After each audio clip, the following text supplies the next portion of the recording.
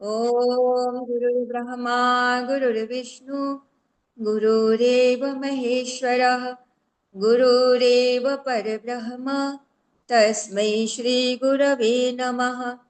मातृवत् लाल्यत्री च पितृवत् मार्गदर्शिका नमोऽस्तु गुरुसत्तायै श्रद्धा प्रज्ञायुता च या। ओमायातु वरदे देवी त्रयक्षरे ब्रह्मवादनी गायत्री छन्दसां मातः ब्रह्मयोने नमोऽस्तु ते। ओम श्री गायत्री नमः। वेद माता गायत्री की जय, विश्व माता गायत्री की जय, देव माता गायत्री की।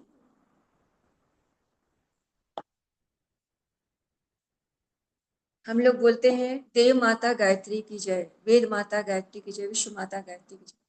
जब जब गुरुदेव 1958 में जब उन्होंने यज्ञ किया था, तो उस समय जब यज्ञ की समाप्ति हुई तो गायत्री माँ ने उनको दर्शन दिया और उन्होंने पूछा कि बेटा तुम क्या चाहते हो। तो गुरुदेव ने कहा था कि माँ आप वेद माता हैं और वेद माता से आप जो है देव माता बनी, और मैं चाहता हूँ अब आप विश्व की माता बन जाइए। तो हम सभी यही चाहते हैं, तो विश्व की माता हमारी गायत्री माँ बने और हम लोग इस विश्व के कल्याण के कार्य कर सकें। आइए एक दृष्टि पिछले स्वाध्याय पे डालें।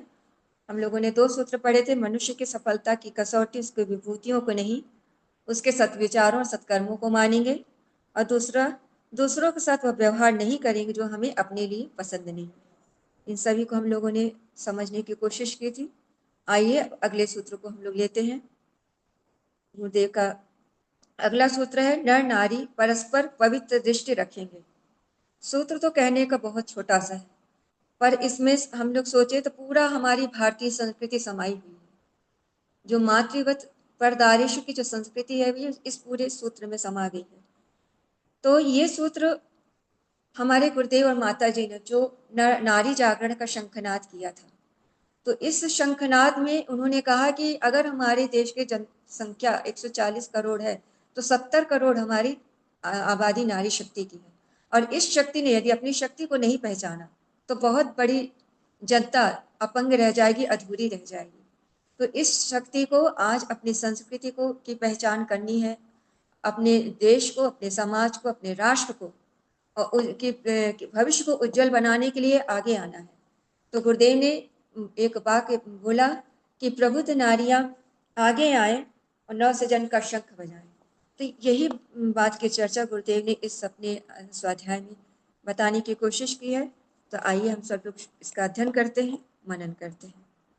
गुरुदेव लिखते हैं, नर का नारी के प्रति तथा नर नारी का नर के प्रति पवित्र दृष्टिकोण होना आत्मोन्नति, सामाजिक प्रगति एवं सुख शांति के लिए आवश्यक है। ब्रह्मचर्य व्रत पालन करने वाले अविवाहित नर नारियों के लिए व्यवहार एवं चिंतन में एक दूसरे के प्रति पवित्रता का समावेश अनिवार्य है ही, किंतु अन्यों को भी उसकी उपेक्षा नहीं करनी चाहिए। अपवित्र पार्श्विक दृष्टि रखकर कोई भी वर्ग दूसरे वर्ग की श्रेष्ठता का ना तो मूल्यांकन कर सकता है और ना उनका लाभ उठा सकता है। इस हानि से बचने की अत्यधिक उपयोगी प्रेरणा इस वाक्य में दी गई है। तो गुरुदेव बता रहे हैं कि हम जो है, आप हमेशा सुनते हैं कि कभी कोई लड़का ये कहता है कि काश मैं लड़की होता, परंतु हर लड़की ज्यादातर लड़कियां ऐसे बोलती काश मैं लड़का होती। तो ये भावना क्यों आती है मन में? मतलब कहीं ना कहीं हम उनसे बराबर होने की भावना अंदर छुपी हुई है।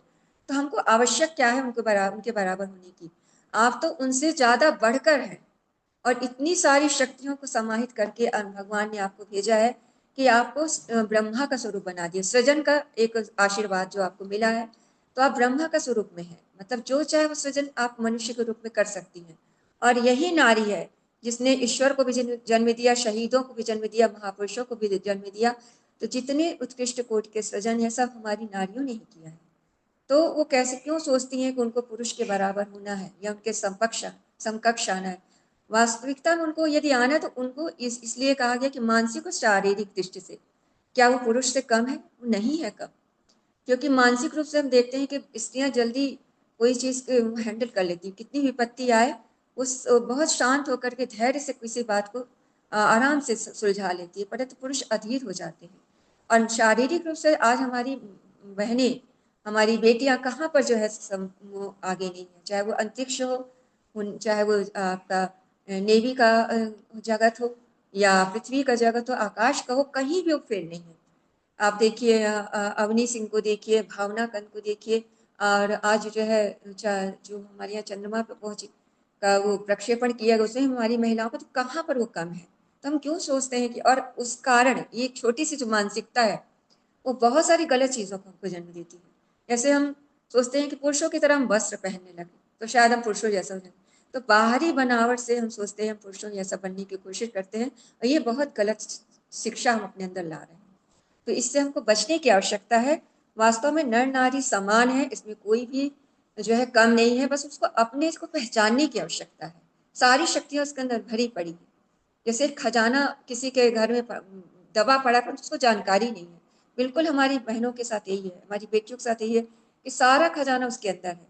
क्योंकि शिव का तो एक ही रूप है, पर नारी का 9 रूप है, देवी का 9 रूप कहा गया है। और हर जगह वो जो है जो कुशलता से अपने सारे रूपों को पूर्ण करती है और सफल होकर दिखाती है।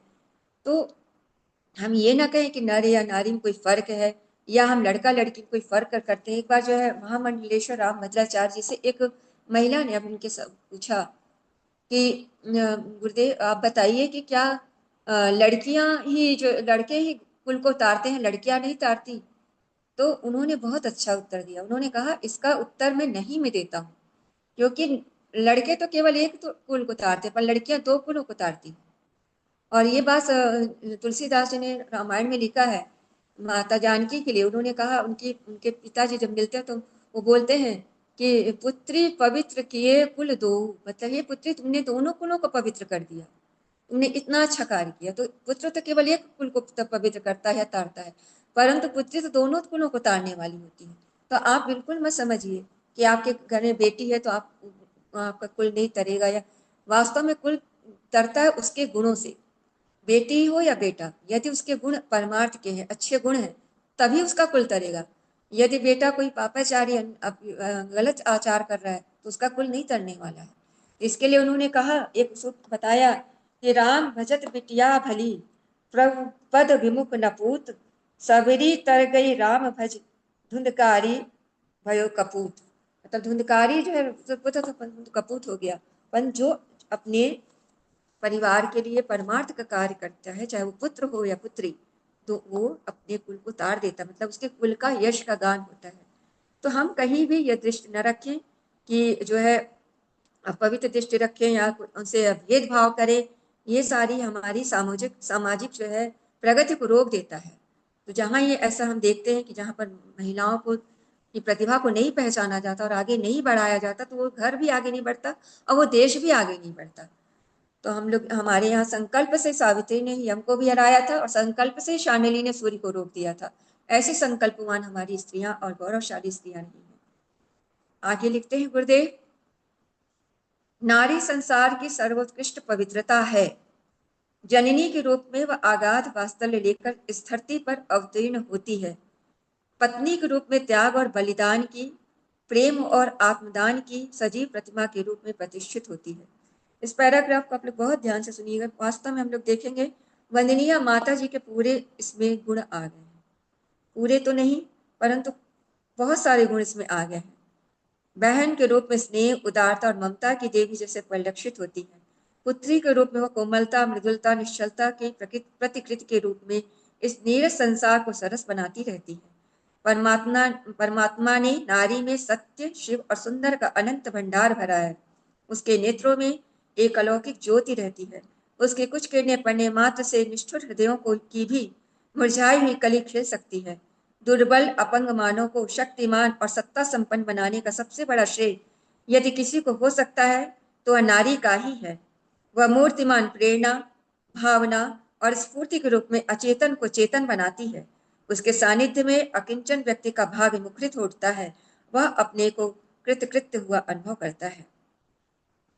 तो हम लोग अपने वंदनीय माता जी के बारे में अगर हम देखें शुरू से अंत तक, तो उनका जो स्वरूप है वो चाहे किसी भी रूप में रही, हम तो उनको वंदनीय माता जी के रूप में जानते हैं, परंतु बचपन से लेकर के जो उनका हम लोग जब पढ़ते हैं उनका उनका जीवन चरित्र, तो बचपन में भी वो अपने माता पिता और भाभी के संपर्क जब रहती थी, तो शिव जी की पूजा करना, अगाध उनके अंदर संवेदनशीलता और सहनशीलता भरी पड़ी थी।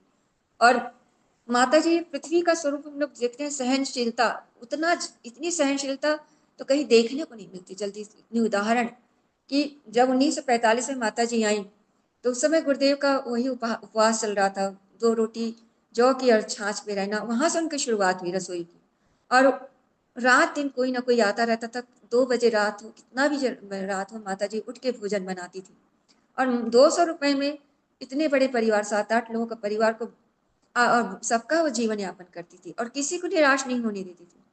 और उनका जीवन अब निरंतर वहां से जब वो मथुरा आई, और तो भी उनको सारे कार्य अपने से करना पड़ता था, परंतु गुरुदेव के कार्य में उन्होंने कहीं भी हाथ बटाने से पीछे नहीं रही। वो जल्दी जल्दी घर का काम समाप्त करके गायत्री तपोभूमि में गुरुदेव का हाथ बटाने के लिए पहुंच जाती थी। और उस समय चूंकि स्वतंत्रता का वो चल ही रहा था, तो कागज की बड़ी दिक्कत होती थी। तो माता जी लुगदी तैयार करके कागज बनाती थी, फिर उसमें हैंडसेट वाले मशीन से उसमें लिखा जाता था, और गुरुदेव साइकिल से उसको बांटने जाते थे। तो हर समय माता जी खड़ी रही, कहीं उन्होंने प्रश्न नहीं उठाया कि मैं इतने बड़े शहर से आई हूँ। और बहुत बाद में उनके मतलब जाने के बहुत बाद में लोगों ने जाना कि माता जी ने आयुर्वेदाचार्य की शिक्षा ली थी, और इतनी बड़ी, और उन्होंने कभी उस बात को जताया नहीं कि मैं इतनी बड़ी आयुर्वेदाचार्य हूँ। वो गुरुदेव के कंधे से कंधे मिलाते रही और कार्य करती रही। और गुरुदेव को जहाँ भी जो धन की आवश्यकता थी, तो उन्होंने अपने पूरे जेवर बेच दिए। तो क्या क्या उन्होंने नहीं किया। उनके शिक्षा, उनका जो है जीवन चरित्र का एक अंश भी यदि हमारे जीवन में आ जाता तो हम धन्य हो जाएंगे। तो ऐसे हमारी माता जी हैं जिन्होंने अपने जीवन का हर क्षण गुरुदेव के लिए समर्पित कर दिया। गुरुदेव ने अपने गुरु के लिए, तो माता जी ने अपने पति देव मतलब हमारे गुरुदेव के लिए संपूर्ण संपूर्ण जीवन समर्पित कर दिया। और कई बार ऐसा होता था कि माता जी के पास कई लोग ऐसे आते थे जो रोने लगते थे, माता जी मैं बहुत दुख में, बहुत तकलीफ हूँ, मैं क्या करूं। तो माता जी सहज हृदय थी, बोल देती थी ठीक है बेटा, ठीक हो जाएगा, जा तू। और उसके बाद वो माता जी उसका व्रत कष्ट दूर करने के 3-3 दिन व्रत रह जाती थी, पानी भी नहीं पीती थी। तो लोग पूछते थे, बोलते बेटा ऐसे दुख थोड़ी ना दूर होगा किसी व्यक्ति का, उसके लिए तो कुछ ना कुछ अनुष्ठान या साधना करनी पड़ेगी। तो ऐसी थी हमारी माता जी, जो कोई जानता भी नहीं, तो कितनी बड़े बड़े अनुष्ठान अनायास ही परिजनों के दुख दूर करने के लिए दूर कर देती थी। तो उन्होंने कहा कि गुरुदेव, माता जी ने कहा कि यदि परिस्थितिवश नारी में कोई अवांछनीयता यदि आ भी गई है, तो उसे जो है दूर करना होगा, उसे दयनीय स्थिति से निकालना होगा। वो ममता करुणा की मूर्ति है, उसको उसका ज्ञान कराना होगा कि वो क्या है, उसकी शक्ति से उसको पहचान पहचान बनानी पड़ेगी। और इसीलिए उन्होंने नारी जागरण का शंखनाद मथुरा से ही शुरू कर दिया था, 6-7 महिलाओं को लेकर के। तो गुरुदेव वही बताना चाह रहे हैं कि हम अपने जीवन को नारियां पहचाने, और तभी जो है इस देश का और समाज का कल्याण हो सकेगा। आगे लिखते हैं, नारी की महत्ता अग्नि के समान है। अग्नि हमारे जीवन का स्रोत है, उसके अभाव में हम निर्जीव और निष्प्राण बनकर ही रह सकते हैं। उसकी उपयोगिता की जितनी महिमा गाई जाए उतनी ही कम है। पर इस अग्नि का दूसरा पहलू भी है, वह स्पर्श करते ही काली नागिन की तरह लपलपाती उठती है, और छूते ही छटपटा देने वाली, भारी पीड़ा देने वाली परिस्थिति उत्पन्न कर देती है। नारी में जहाँ अनंत गुण है, वहाँ एक दोष ऐसा भी है जिसको स्पर्श करते ही असीम वेदना से छटपटाना पड़ता है। वह रूप है नारी का रमणी रूप। रमण की आकांक्षा से जब भी उसे देखा जाता है, सोचा और छुआ जाएगा, तभी वह काली नागिन की तरफ अपने विष भरे दंत चुभू देगी।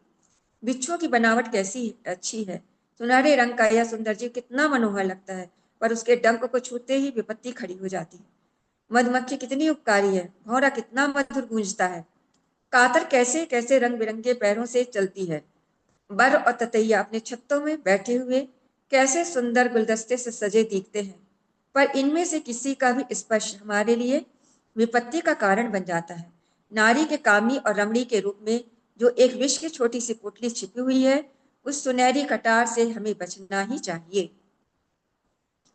तो गुरुदेव लिख रहे हैं कि जो नारी का 2 स्वरूप है, एक अग्नि के समान है, मतलब अग्नि के समान है, यदि वो हमारे जीवन का स्रोत है, तो हम अगर कितने भी निष्प्राण हो, हमें प्राणवान वो बना सकती है। उसकी महिमा चाहे जितनी भी गाई जाए कम है।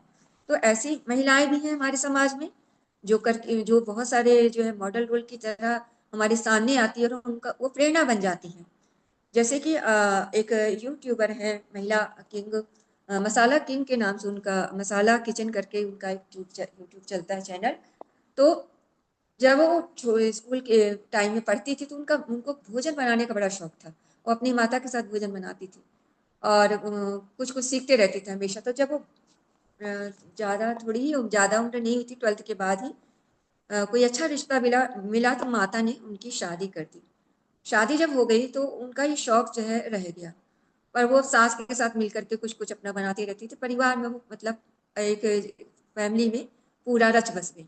परंतु जब उनके बच्चे थोड़े बच्चे 2-3 बच्चे, उनके 3 बच्चे हुए, उसके बाद उनको कुछ आर्थिक परेशानियां जब आने लगी तो उन्होंने सोचा कि मैं मुझे क्या करना चाहिए, कुछ सहायता करूं मैं।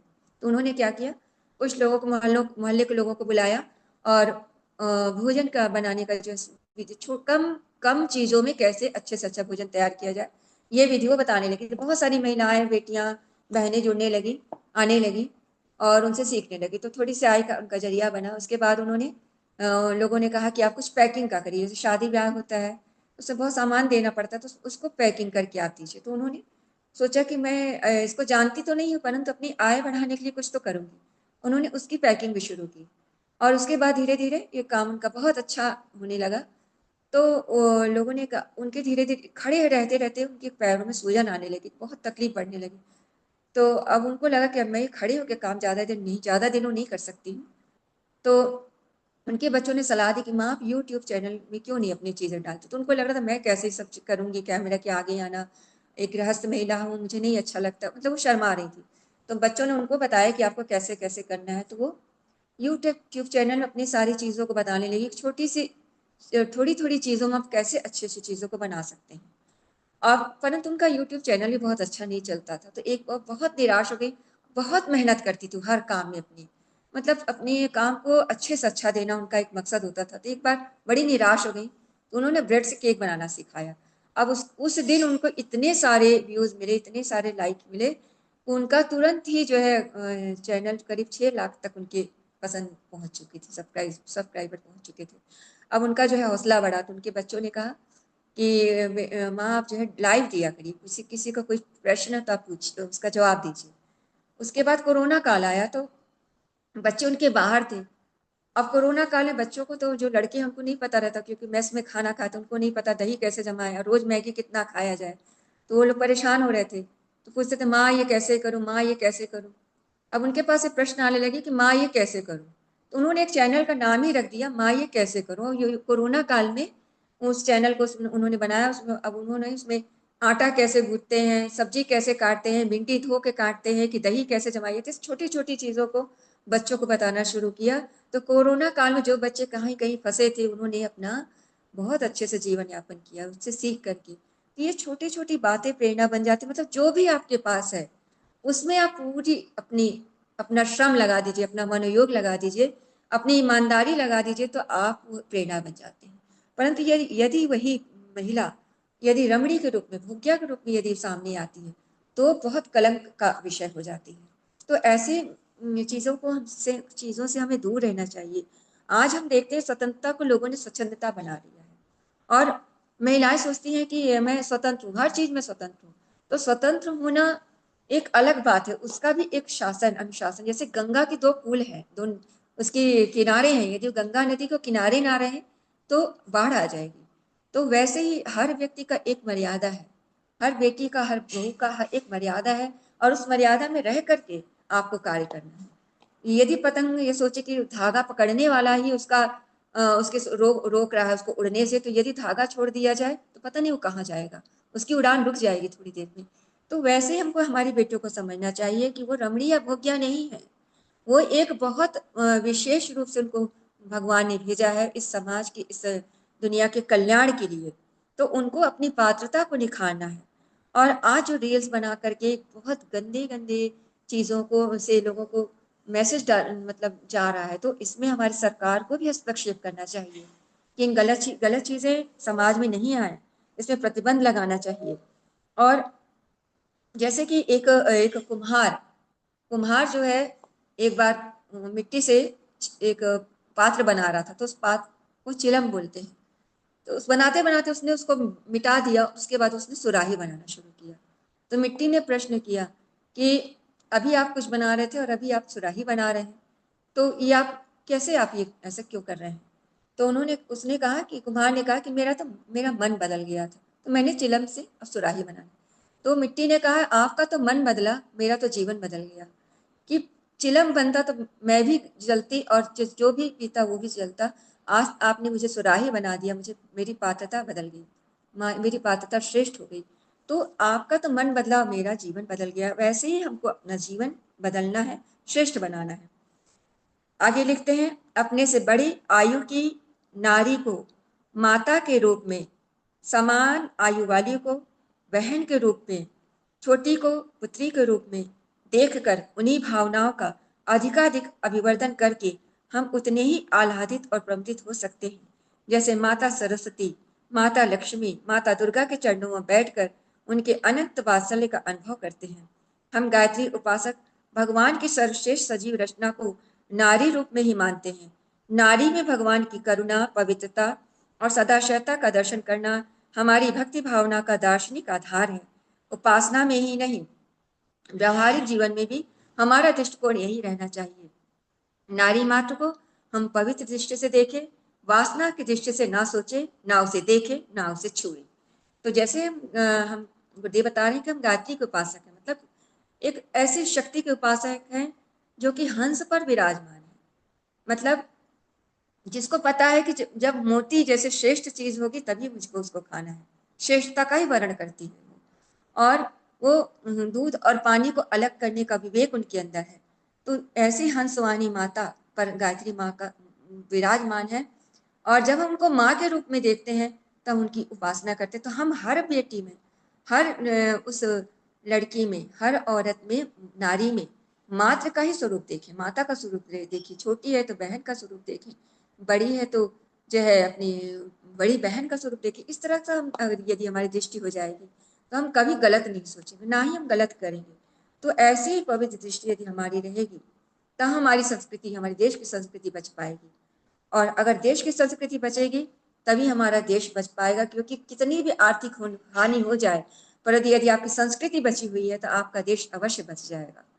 तो हमको उसी तरह के उदाहरण जैसे शिवाजी हैं, विवेकानंद है, अर्जुन का हम लोग उदाहरण देखते हैं, पढ़ते हैं कि शिवाजी के शिष्य जो एक उनके मंत्री ने एक बार मुसलमान की किसी कन्या को लेके राज दरबार में लेके खड़े हो गए। तो उन्होंने कहा कि जैसे मैं हमारी हिंदुओं की कन्या को ले जाते हैं मुस्लिम, तो मुगल ले जाते तो आप भी इनको इसका वर्ण किए। तो शिवाजी बहुत नाराज हुए, बोले तुमने बचपन से लेकर आज तक तुमने मेरे चरित्र को नहीं जाना क्या? वो महिला भी मेरे माँ के स्वरूप ही है। और उन्होंने बड़े ही आदर और सम्मान के साथ उसको वापस भिजवाया। तो ऐसे हमारे देश के महापुरुष होते थे जो कि हर महिला में माँ का स्वरूप ही देखते थे। तो यही दृष्टि रखनी चाहिए हम सभी को, यही गुरुदेव हम लोगों को बताना चाह रहे हैं। गुरुदेव आगे लिखते हैं, दाम्पत्य जीवन में संतानोत्पादन का विशेष प्रयोजन या अवसर आवश्यक हो तो पति पत्नी कुछ क्षण के लिए वासना की एक हल्की धूप छा अनुभव कर सकते हैं। शास्त्रों में तो इतनी भी छूट नहीं है। उन्होंने तो गर्भाधान संस्कार को भी यज्ञोपवीत या मुंडन संस्कार की भांति एक पवित्र धर्म कृत्य माना है और इसी दृष्टि से उस क्रिया को संपन्न करने की आज्ञा दी है। पर मानवीय दुर्बलता को देखते हुए दाम्पत्य जीवन में एक सीमित मर्यादा के अंतर्गत वासना को छूट मिल सकती है। इसके अतिरिक्त दाम्पत्य जीवन भी ऐसा ही पवित्र होना चाहिए जैसा कि दो सहोदर भाइयों का या दो सगी बहनों का होता है। विवाह का उद्देश्य दो शरीरों को एक आत्मा बनाकर जीवन की गाड़ी का भार दो कंधों पर ढोते चलना है, दुष्प्रवृत्तियों को प्रोत्साहन करना नहीं। यह तो सिनेमा का, गंदे चित्रों का, अश्लील साहित्य का और दुर्बुद्धि का प्रसाद है जो हमने नारी की परम पुनीत प्रतिमा को ऐसे अश्लील, गंदे और गर्हित रूप में गिरा रखा है। नारी को वासना के उद्देश्य से सोचना या देखना उसकी महानता का वैसे ही तिरस्कार करना है जैसे किसी देव मंदिर की प्रतिमा को चुराकर केवल पत्थर को अपनी किसी आवश्यकता पूर्ण करने के उद्देश्य से देखना। यह दृष्टि जितनी निंदनीय और घृणित है उतनी ही हानिकारक और विग्रह उत्पन्न करने वाली भी है।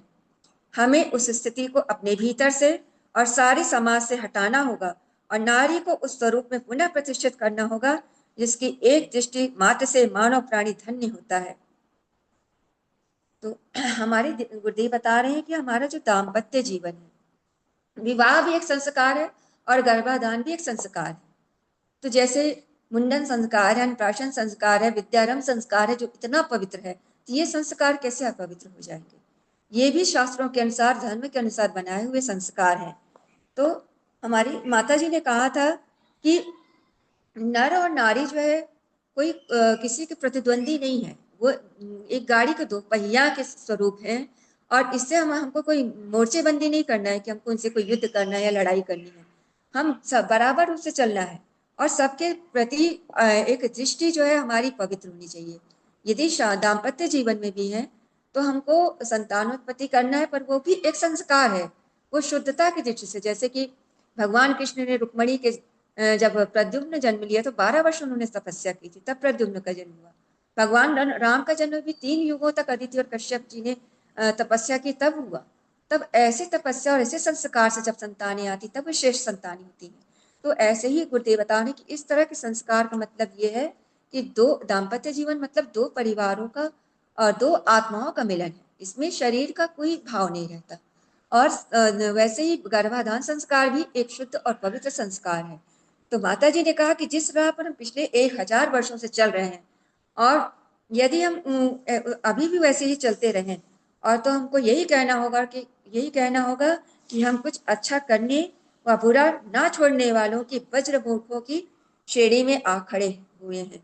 और आज दास प्रथा के दिन लद गए हैं, आज राजतंत्र के दिन लद गए हैं, आज सती प्रथा का दिन लद चुका है। तो हम क्यों आज जो है सब इस ये जो है हम दो तरह की संस्कृति को लेकर चल रहे हैं। तो हम अधकचरे संस्कृति को मिटाएं, जो गंदे चित्र से गंदे चीजों को देख कर जो हमारे अंदर गंदगी आ रही है, या विदेशी जो अधकचरा संस्कृति हमारे अंदर आ गई है, उसको हम निकाल फेंकें। क्योंकि हम कहीं के नहीं रह जाएंगे, ना हम भारतीय ही रह पाएंगे ना हम विदेशी ही रह पाएंगे। तो जो हमारी देश की संस्कृति नहीं है, जो हमारा है ही नहीं, तो उसको हम क्यों गले से लगा कर बैठे हैं? जिस देश ने, जिन लोगों ने हमें गुलाम बनाकर रखा, उनकी संस्कृति तो गुलाम की संस्कृति ही तो कहलाएगी। तो हम उस गुलामी की जंजीरों को क्यों नहीं छोड़ पा रहे हैं? गुरुदेव बताना चाह रहे हैं कि आपको उससे हटाना होगा और अपनी गरिमा को पुनः प्रतिष्ठित करना होगा। और नारी तू नारायणी और नारी तुम केवल श्रद्धा हो, इस बात को जो है आद्योपांत आपको अपने जीवन में उतारना होगा।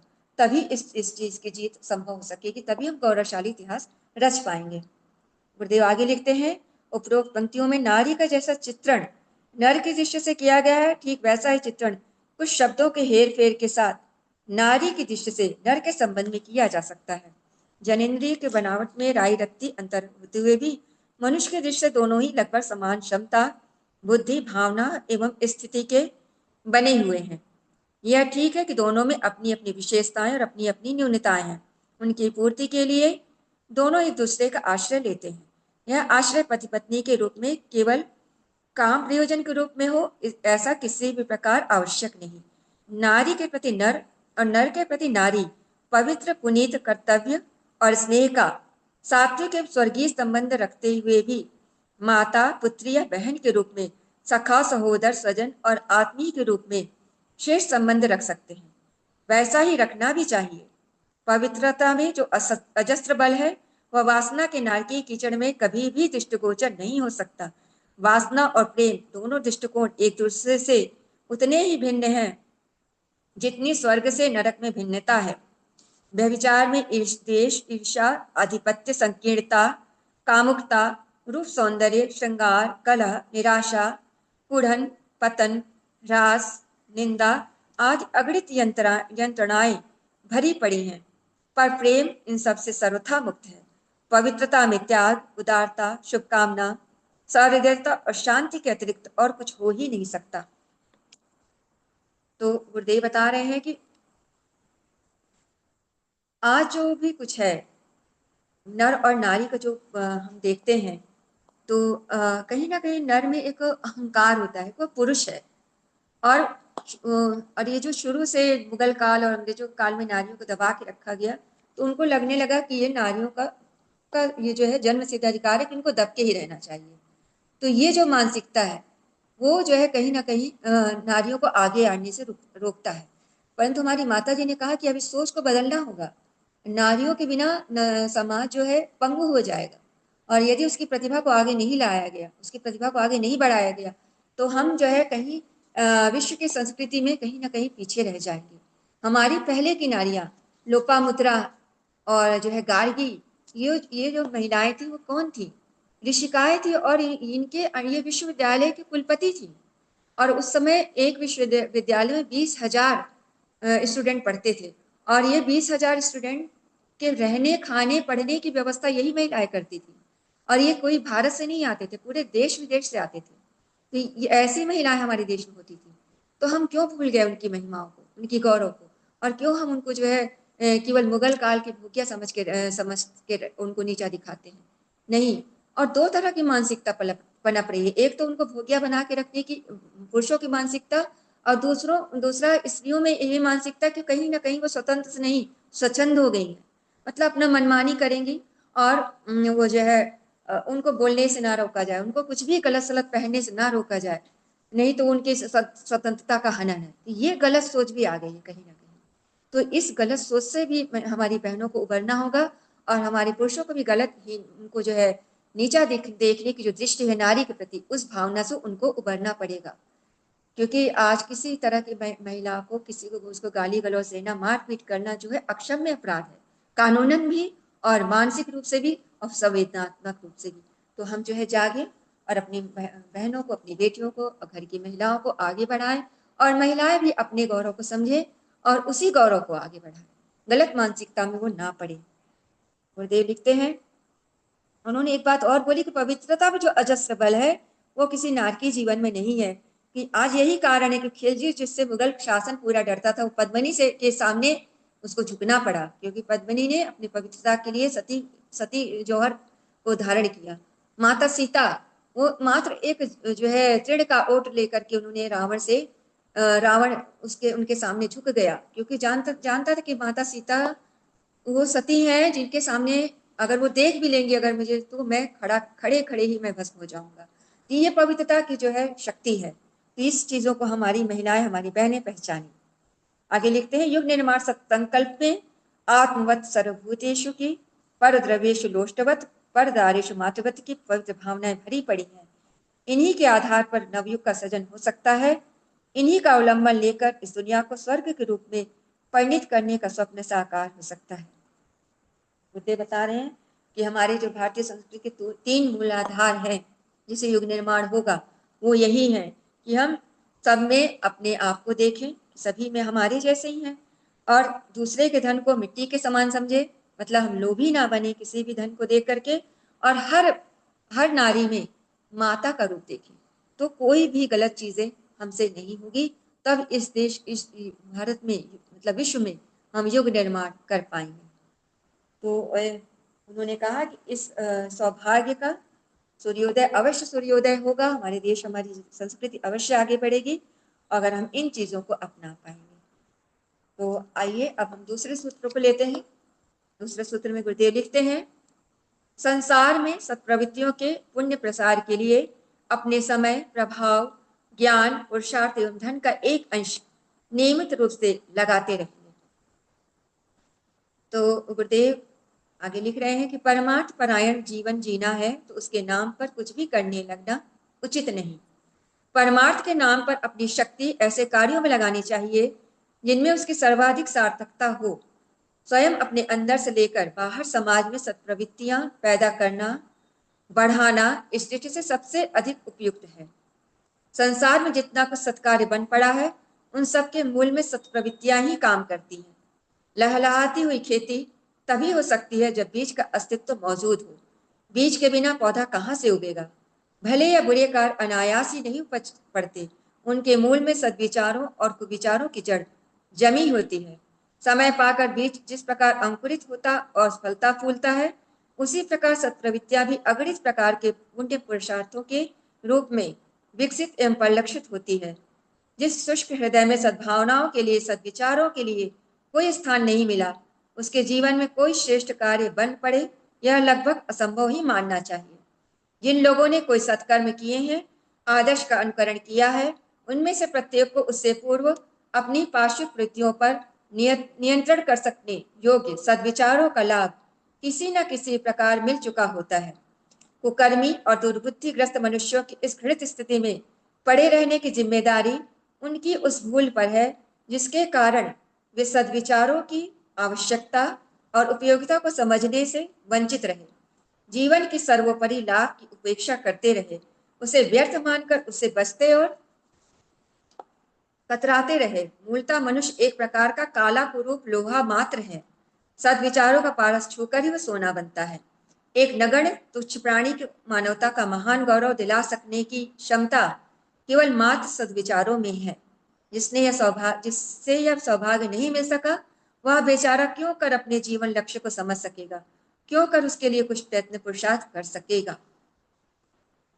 गुरुदेव बता रहे हैं कि जो परमार्थ का जो कार्य है वो परमार्थ पूर्ण हमारा जीवन होना चाहिए। मतलब कि परिहित सरिस धर्म नहीं भाई, पर पीड़ा नहीं सम अधमाई, रामायण में कहा गया है।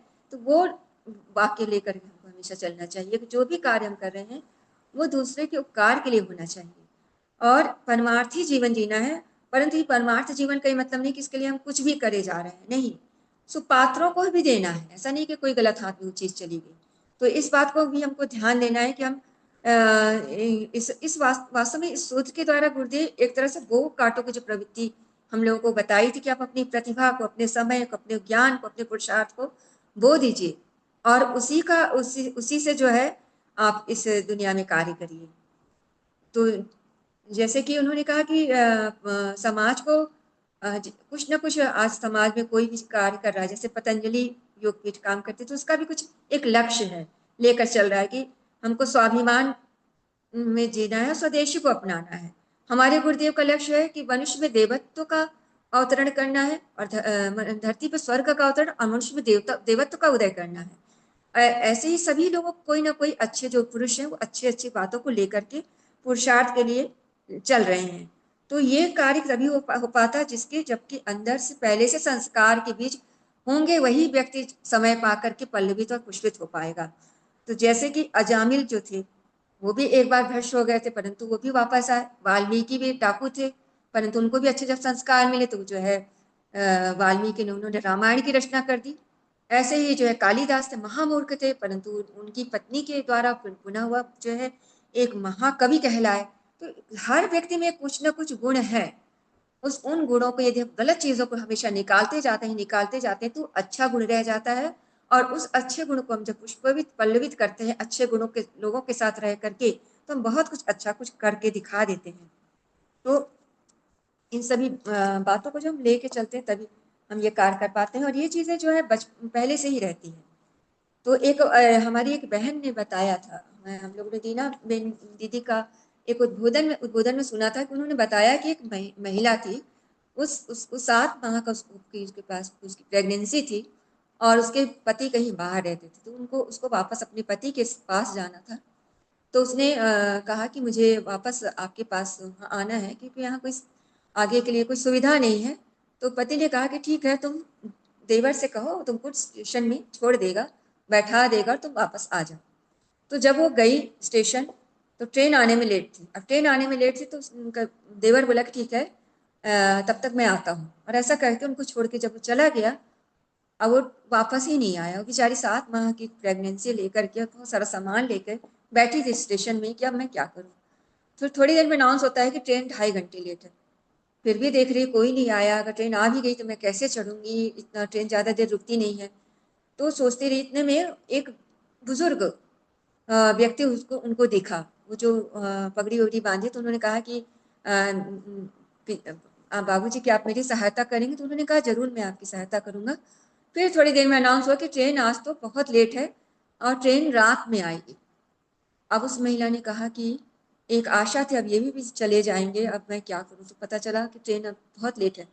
और जब ट्रेन आने का अनाउंस होने लगा तो अब ये पता चला कि ट्रेन प्लेटफॉर्म नंबर 5 पे आने वाली है। वो प्लेटफॉर्म नंबर 1 में बैठी थी। अब उसको बड़ी चिंता हो गई, अब तो ट्रेन किसी हालत में मैं नहीं पकड़ सकती। तो उतने में उसने देखा कि वही पुरुष जो है बुजुर्ग, वो दौड़ते दौड़ते आ रहे हैं उनके पास। बोले बेटा चल ट्रेन तो 5वें नंबर पे आएगी। तो बोले कि मैं कैसे जा पाऊंगी इतना सामान, तू चिंता मत कर, तू बस धीरे धीरे चल, मैं कैसे भी करके ट्रेन में तेरे को बैठाऊँ, मैं सारा सामान लेके चल रहा हूँ। और वो महिला गई, धीरे धीरे पहुंची, और वो जा करके उसने ट्रेन में टिकट मतलब टिकट उसको ट्रेन में चढ़ाया महिला को, और सामान वामान रखा, जैसे वो चढ़ गई महिला वैसे ट्रेन चल दी। और ट्रेन में इतनी भीड़ थी कि ट्रेन के जब तक खिड़की तक आके उस भद्र पुरुष को पैसा देती, वो ट्रेन जा चुकी थी। अब वो बेचारी देख रही है, पैसा दे भी नहीं पा रही है, मन में बड़ा उनको इतना अफसोस हो गया कि इस व्यक्ति ने मेरी इतनी सहायता की और मैं इनके लिए कुछ नहीं कर पाई। तो वो महिला वापस, जब उसने एक बेटे को जन्म दिया और उसने उस व्यक्ति के जो है कर्ज को चुकाने के लिए उसने उस बेटे का नाम करुणा रखा। उसके मन में इतनी करुणा उस समय उदय हो गई थी, और बार बार उस स्टेशन को आती थी और बार बार लोगों से पूछती थी कि क्या वो पुरुष है, कोई बुजुर्ग व्यक्ति है। तो उन्होंने कहा, उन लोगों ने कहा कि हम लोगों ने तो उनको नहीं देखा। तो आकर के उसने फिर एक करुणा फाउंडेशन बनाया। तो लोगों ने पूछा ये फाउंडेशन के पीछे का क्या मकसद है। तो उसने कहा कि कई बार कोई व्यक्ति हमारे पूरे जीवन को अपनी करुणा से बदल देते हैं, उस व्यक्ति ने उस करुणा से मेरे पूरे जीवन को बदल दिया, और ये करुणा फाउंडेशन उन्हीं की याद में है। तो ये बातें हैं कि अगर आपके अंदर संस्कार होता है तो कहीं न कहीं आप जो है उस कार्य को आगे कर पाते हैं। गुरुदेव लिखते हैं, इस संसार में अनेक परमार्थ और उपकार के कार्य हैं, वे सब आवरण मात्र हैं, उनकी आत्मा में सद्भावनाएं सन्निहित हैं। सद्भावनाएं सहित सत्कर्म भी केवल ढोंग मात्र बनकर रह जाती हैं। अनेक संस्थाएं आज परमार्थ का आडंबर करके सिंह की खाल ओढ़े फिरने वाले श्रृगाल का उपहासास्पद उदाहरण प्रस्तुत कर रही है। उनसे लाभ किसी का कुछ नहीं होता, विडंबना बढ़ती है, और पुरुषार्थ को भी लोग आशंका एवं संदेह की दृष्टि से देखने लगते हैं। प्राण रहित शरीर कितने ही सुंदर वस्त्र धारण किए हुए क्यों ना हो, पर उसे कोई पसंद ना करेगा, ना उससे कोई भला ही होगा। इसी प्रकार सद्भावना रहित जो कुछ भी लोकहित जनसेवा के प्रयास किए जाएंगे, वे भलाई नहीं बुराई ही उत्पन्न करेंगे। तो गुरुदेव बता रहे हैं कि हम जो भी कार्य करें, जो भी कार्य करें, वो दिखावे के लिए ना हो, अंदर से हमारी जो है नियत होनी चाहिए कि जो हम कार्य कर रहे हैं वास्तव में उससे लोगों का भला होना ही चाहिए।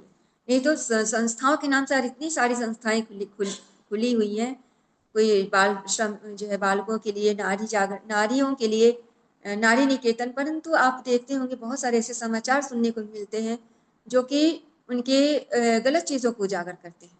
तो ये चीज़ें ऐसा नहीं होना चाहिए।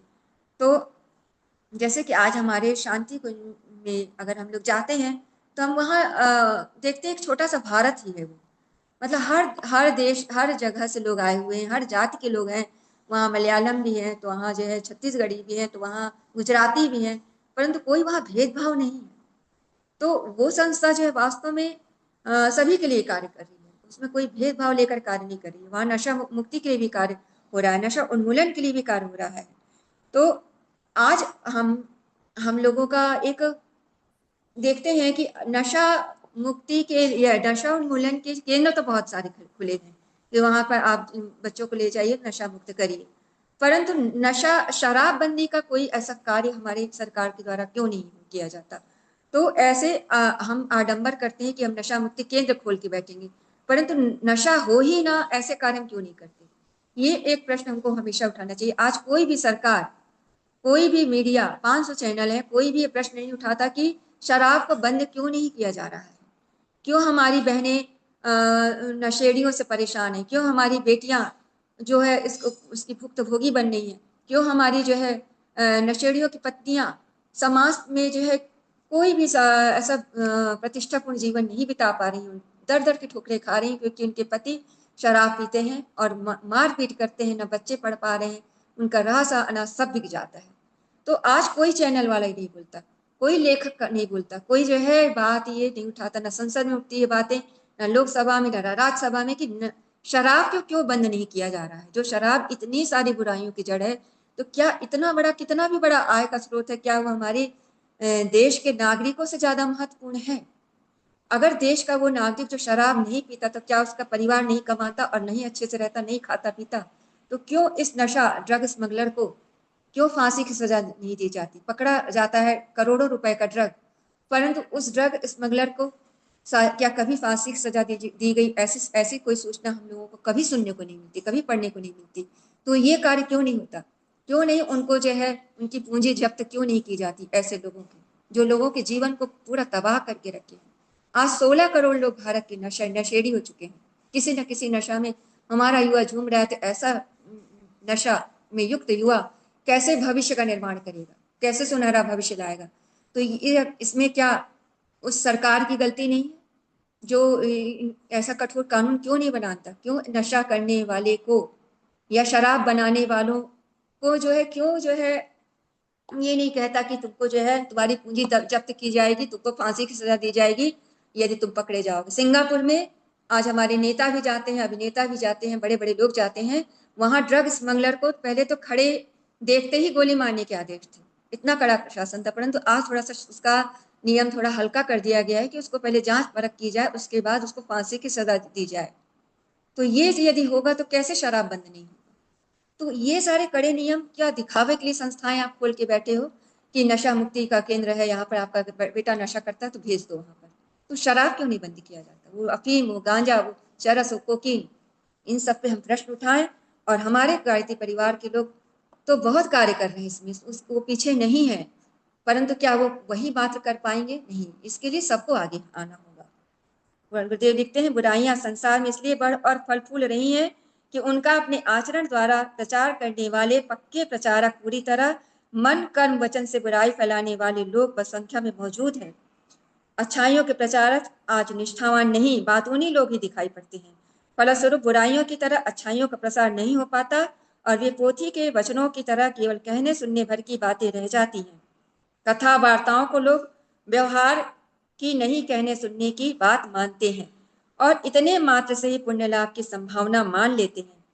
सत्प्रवृत्तियों को मनुष्य के हृदय में उतार लेने के से बढ़कर और कोई महत्वपूर्ण कार्य इस संसार में नहीं हो सकता। तो गुरुदेव बता रहे हैं कि हम सत्प्रवृत्तियों को आचरण में उतारें।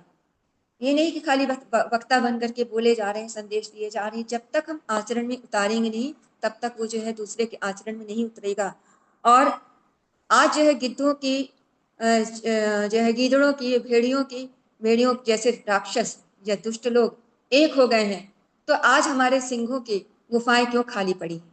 कहाँ गए वो सिंह जो गर्जना करते थे? कहाँ गए वो भागीरथी गंगा उतारने की बातें करते थे?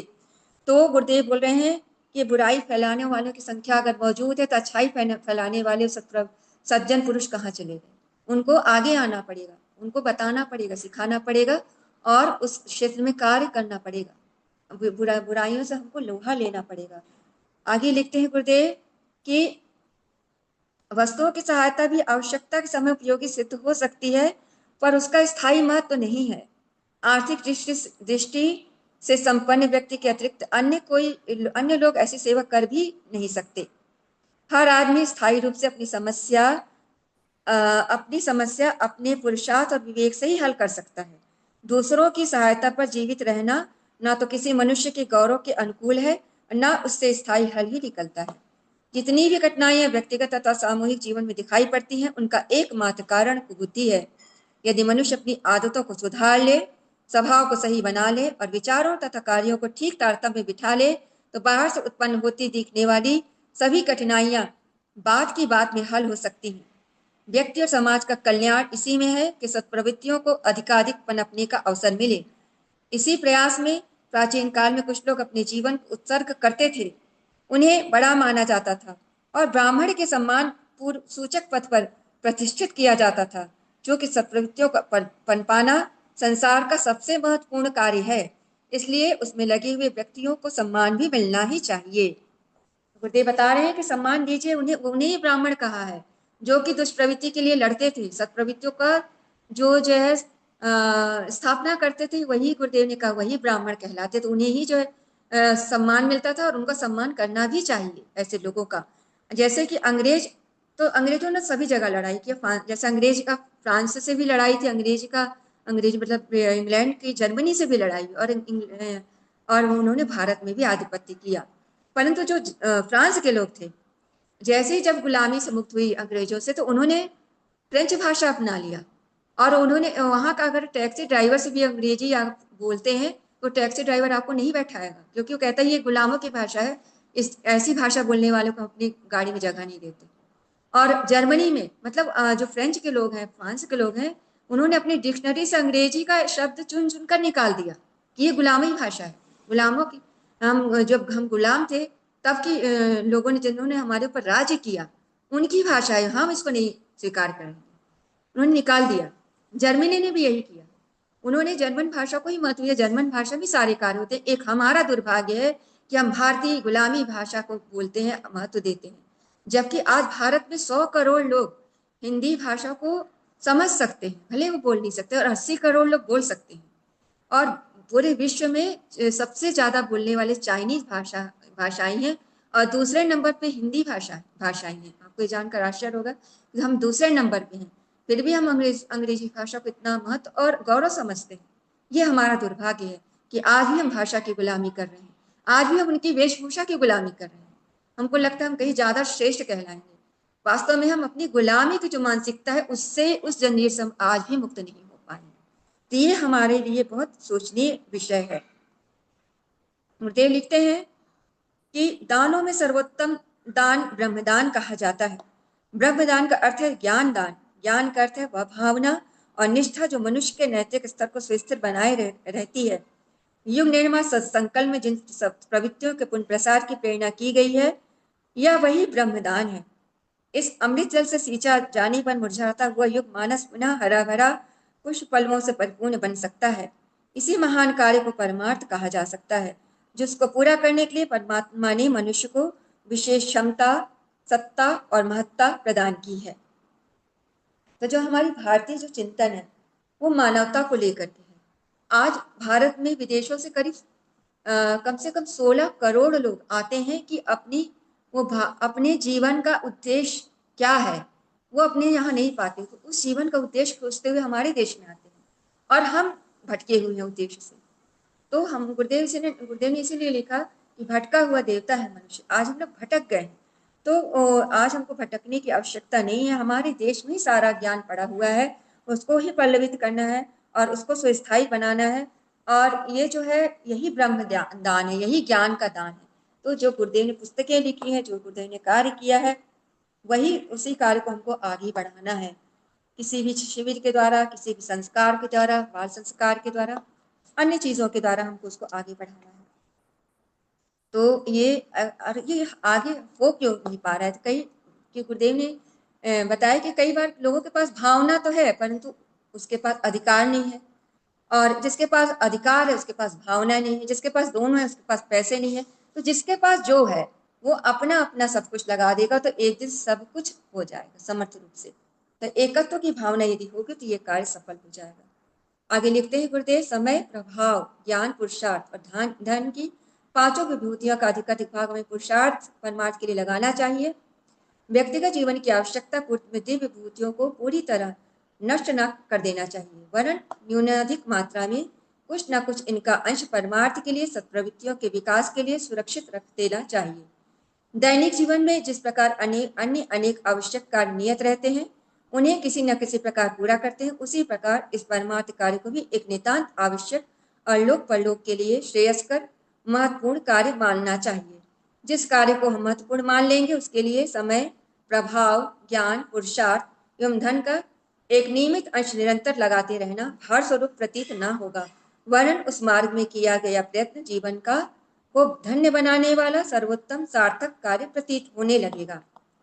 सत्प्रवृत्तियों के संवर्धन के लिए युग निर्माण अभियान के अंतर्गत अनेक कार्यक्रम सुझाए गए हैं। झोला पुस्तकालय हर एक के लिए सुलभ है, जिसके पास जो विभूति हो वह उसे उसके लिए नियोजित करने का क्रम बना ले। समय और पुरुषार्थ हर व्यक्ति लगा ही सकता है, उसका सुनिश्चित अंश लगाने का नियम बना लेना चाहिए। प्रभावशाली व्यक्ति उसका समर्थन खुले रूप में करे, लोगों पर उसके लिए दबाव डालें तो काफी प्रगति हो सकती है। ज्ञानवान अपनी सूझबूझ एवं मार्गदर्शन से लेकर प्रेरणा देने तक का कार्य कर सकते हैं। धनवान उनके लिए आवश्यक साधन जुटाए रह सकते हैं। न्यूनतम 1 घंटा समय एवं एक दिन की आय सत्प्रवृत्तियों के संवर्धन के लिए लगाने का काम हर व्यक्ति बना ले तो इतना बड़ा कार्य हो सकता है कि इतिहास में उसे स्वर्णाक्षरों में लिखा जाए। तो गुरुदेव बहुत सारी बातें बता रहे, बहुत सारी बिंदुओं को उन्होंने छुआ कि झोला पुस्तकालय प्रभावशाली लोगों का प्रभाव दिखा के कार्य हो, समय दान, अंशदान, ज्ञान दान, सभी बातों को गुरुदेव ने इसमें बताया है कि अगर आपको सत्प्रवृत्तियों का संवर्धन करना है तो उन्होंने कहा कि बेटा हर व्यक्ति को तीर्थ यात्रा जाना पड़ता है, क्योंकि कुछ ना कुछ गलतियां उसने जीवन में किया है, कोई ना कोई पाप किया है। तो परंतु हमारे गायत्री परिवार को नारद की तरह काम करना पड़ेगा। गुरुदेव ने कहा मैं भी एक नारद के रूप में ही हूँ। उन्होंने अपने उद्बोधन में बताया कि मैं नारद की तरह हूँ, जैसे नारद ऋषि नारायण नारायण करके सारे जगह अपनी बातों को बोलते रहते थे, बताते रहते थे, उपदेश देते थे।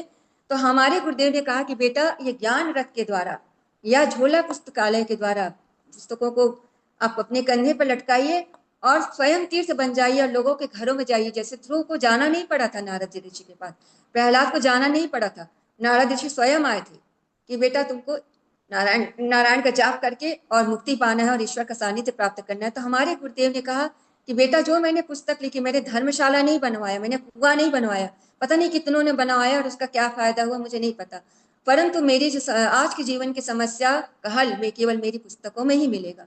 और इन पुस्तकों को तुम लोगों के तक पहुंचा दो, क्योंकि ये पुस्तक तुमने देखा होगा ये मेरी कलम ने लिखा है। तो ये अगर ये कलम ले जाओ तुम भी लिख सकते हो तो लिखो, नहीं इससे मेरी कलम ने लिखा जरूर है, परंतु लिखना लिखवाने वाला मेरे अंदर बैठा हुआ वो ऋषि सत्ता थी, वो गुरु थे, वो देवता थे, वो ऋषि कोई जो अलौकिक सत्ता थी, उन्होंने लिखवाया है। तो जैसे कि व्यास जी ने गणेश बोला है और गणेश जी ने लिखा, तो मैंने भी गणेश की तरह लिखने का कार्य किया है, लिखवाने वाली तो कोई और सत्ता थी। तो ये मेरे पुस्तकों की चिंगारी तुम हर घर घर तक पहुंचा दो। और वो चिंगारी जिस दिन विचारों के रूप में दावानल बनेगी तो उस समय अनीति और अत्याचार का विध्वंस होके रहेगा। क्योंकि जब शिव जी भी बाराती बन करके गए माता पार्वती को ब्याहने, तो सबसे पहले उन्होंने एक चीज को भंग सबसे पहले नाश किया था, वो था काम। तो कामदेव को उन्होंने नष्ट करके सबसे पहले जो है धरती पर एक सद्भावना और सत्प्रवृत्ति का संचार करने के लिए माता पार्वती को से उन्होंने विवाह किया और जटाओं में जो है गंगा का मतलब विनम्रता का और शीतलता को धारण किया और गले में सर्प और गले में विष को धारण किया। तो ये सारी चीजों में को जब आप कर पाओगे, चाहे आपको जाते समय, बोलते समय, देते समय कितना भी आपको कुछ गलत सहना पड़े, तो आप विनम्र हो जाइए। क्योंकि गुरुदेव की पुस्तकें वास्तव में आज की समस्याओं का समाधान करने का एक जो है जीवंत उदाहरण है। तो हम उनके पुस्तकों को, गुरुदेव के पुस्तकों को, उनकी बातों को घर घर तक पहुंचा सके, समयदान अनुष्ठान कर सके, ऐसे ही हम चीजों को जन जन तक पहुंचाएं। ऐसी ही आशा, ऐसे ही विश्वास के साथ मैं आज के स्वाध्याय को समाप्त करती हूँ, अपनी वाणी को विराम देती हूँ। धन्यवाद। जय गुरुदेव। धन्यवाद देवी, बहुत बहुत धन्यवाद। आज हमने आपके माध्यम से दो बिंदु, परम पूज्य गुरुदेव द्वारा रचित दो बिंदु को आपने हमने देखा, आज पढ़ा, सुना। नर नारी परस्पर पवित्र दृष्टि रखेंगे। दूसरा है संसार में सत्प्रवृत्ति के पुण्य प्रसार के लिए अपने समय, प्रभाव, ज्ञान, पुरुषार्थ एवं धन का एक अंश नियमित रूप से लगाते रहेंगे। महत्वपूर्ण एक एक बिंदु बहुत ही महत्वपूर्ण है। प्रथम जो चीज आपने रखी, नर नारी परस्पर पवित्र दृष्टि रखेंगे, हमारे परम पूज्य गुरुदेव ने इसको लिख दिया है। आज के वर्तमान स्थिति में जब इसको हम देखते हैं, इतना भद्दा स्वरूप है इसका, तो स्वरूप इतना भद्दा है, इतना कुत्सित है, जिसको हम कह नहीं सकते। और ये ऐसा नहीं है, इस पर व्याख्या किया जाए तो पूरा लगता है बहुत समय लग जाएगा। बहुत बड़ा स्वरूप है, क्योंकि हम जिस समाज में रह रहे हैं आज, 21वीं सदी नारी सदी कह रहे हैं। सुरक्षा के दृष्टिकोण से चरम सीमा में सुरक्षा का तंत्र बिछा हुआ है। हर दृष्टिकोण से देखिए, सभ्य सुसभ्य नारी, शिक्षित प्रशिक्षित नारी, इसके बावजूद आज नारी का स्वरूप इतना नीचे गिरते जा रहा है, गिरते जा रहा है, गिरते जा रहा है। और इसमें आपने जो बढ़िया पॉइंट एक रखी है कि नारी की स्थिति दो दृष्टिकोण से, एक स्वयं की दृष्टि से, मतलब नारी की दृष्टि से, और दूसरा है पुरुषों की दृष्टि। पुरुष क्या परिभाषित करते हैं नारियों को, और नारी क्या परिभाषित करते हैं नारियों को, ये बहुत महत्वपूर्ण बिंदु है। और मुझे लगता है इस पर और विचार और चिंतन करने की आवश्यकता है। गुरुदेव ने हमारे लिख दी है, लेकिन इस बात को जितना ज्यादा हो सके अगर इसको चरितार्थ कर पाए, अनुसरण कर पाए, तो हम 21वीं सदी नारी सदी वास्तव में ये चरितार्थ हो। दूसरी जो बिंदु आपने रखा सत्प्रवृत्ति का पुण्य प्रसाद, अभी आज हमने अपने स्टेटस में भी लगा दिया है। आ जाता है प्रदीप मिश्रा जी की हम बात कर रहे हैं, थोड़ा सा हैं पूजनीय हैं, लेकिन एक बात है कि आप मंच से कितनी बातें अच्छी बातें आप बोल रहे हो, इसमें एक बिंदु आया है 1 लोटा जल सारी समस्याओं का हल करके, और दूसरी तरफ आया है 31 लाख की उन्होंने बात रखी कि जब तक 31 लाख हमें ना मिले तो हम कथा नहीं करेंगे। ये दो बातें हैं। आप समाज में आदर्श स्वरूप बन के बैठे हो और लोगों को प्रवचन कर रहे हो और लोग आपका अनुसरण कर रहे हैं, लेकिन आपके स्वयं का व्यक्तित्व कैसा है, आप स्वयं क्या चाह रहे हो, तो दोनों बातें बहुत अलग अलग होती हैं। अगर हम सत्प्रवृत्ति को पुण्य प्रसार करना चाहते हैं तो सारी चीज हमारे अंदर होनी चाहिए, और अगर नहीं है तो पूरी तरह से अंधविश्वास या ढकोसला के रूप में होता है, और आज वही चीज दिखाई दे रहा है। अंध भक्तों का मेला लगा हुआ है, अंध भक्तों का मेला लगा हुआ है। इसमें जितना भी है, हमारे पास जितना समय है, हमारे पास प्रतिभा है, ज्ञान है, इस सारी चीजें हम से या गंभीरता से विचार करें तो वास्तव में ये हमारी नहीं है।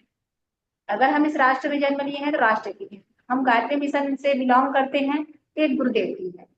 जो चीज हमारे पास है, सद्वृत्ति है, ज्ञान है, प्रतिभा है, या पैसा है, समय है, ये सारे चीज हमारे नहीं है जिसको हम अपना अपना बोल रहे हैं। अगर इसको लगा देते हैं तो ना केवल समाज का निर्माण होता है बल्कि राष्ट्र का निर्माण होता है, और साथ ही साथ हमारा चरित्र और व्यक्तित्व का भी निर्माण होता है। बहुत गूढ़ बातें हैं ये, और इस पर ज्यादा से ज्यादा हमको चिंतन करने की आवश्यकता है। अगर ज्यादा से अच्छा चिंतन कर पाते हैं तो एक सर्वश्रेष्ठ समाज और नीति युग निर्माण के कार्य में अपने आप को एक महत्वपूर्ण व्यक्ति या बिंदु बनाने में थोड़ा बहुत हम सहयोग कर पाएंगे। बहुत अति उत्तम। आज हमको 10 मिनट है हमारे पास, इसमें 7:30 बजे से फिर से बैठक होनी है, तो 10 मिनट खत्म करेंगे। मैं चाहूंगी कि हमारी कोई दीदी अपना विचार प्रस्तुत करना चाहते हैं तो आप हाथ उठा सकते हैं। आज के स्वाध्याय को लेकर कोई भी बातें मन में हो, या कोई प्रश्न मन में हो, या कोई सुझाव मन में हो, या कोई आपके उद्गार मन में हो, तो कृपया आप रख सकते हैं। आमंत्रित है दीदी आप सभी।